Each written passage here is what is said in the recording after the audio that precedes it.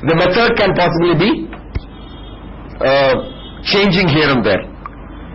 So that's what he said. We have to probably do a little bit more work than what is required. So I'm sure all of you will do that. That is a process to define these things. Is there a process what we have to follow to define these? It will come to you. It will all come to the respective areas of work. Which are all areas we should dig it up? You have to discuss that with Mr. Ra. Internal will be doing every department. Everybody is getting whatever the work you are doing today. We are going to, if you are in a software development, we have to get into that area. So, like I said, team formation, how will it take place? That we will do. See, for example, first we'll have to decide who is the management review committee. We'll have to form a management review committee. Then the committee will decide who is going to be the management representative, who is the person who is in charge of the entire ISO process. Then the departmental heads will come into existence as to how when every process is being taken. That is what I said, management review. So they will decide that, and then the flow will start with who has to do what. What you suggest? We should go with paper or paperless? I think so. No, your manual is going to be paperless. Yeah.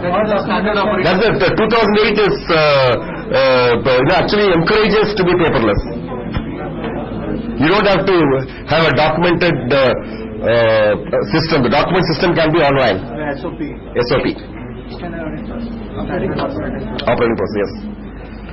And once you have a document management system in place, then anybody can see any document they want without any problem. So the organizations they should get the first training in this SOP. Yes.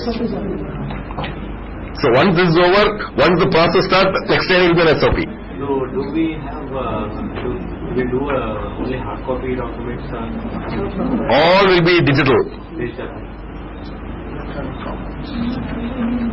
Because I still remember the first manual we had was about 300 pages.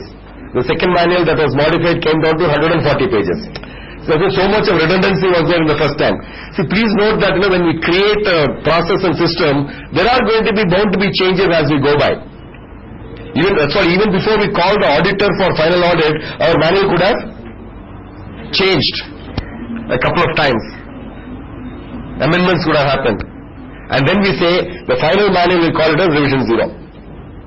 That last manual that we are going to submit for the auditing, for the audit purposes, when the external auditor comes, we will call it as revision 0.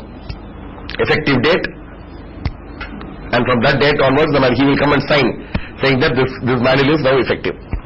When he gives us the certification. But even before certification, we will actually be practicing that.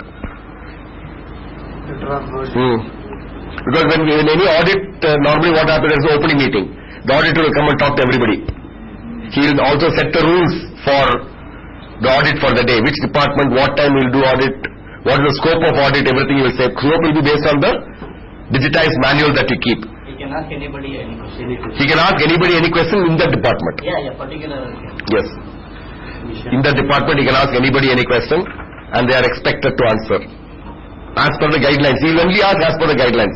He will never go outside the purview of the documented system. He will not ask questions, unwanted questions won't be asked. Department. As per the guidelines defined in the manual, which has been approved or agreed with the accreditation bodies, what will be questioned.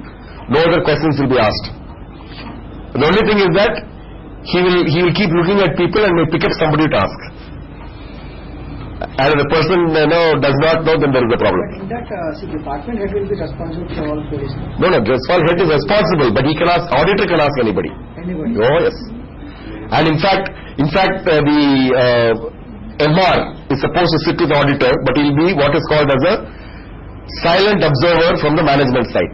Because he wants to find out whether the questions that are being asked for the purpose of audit, whether they are in line with the guidelines defined in the manual.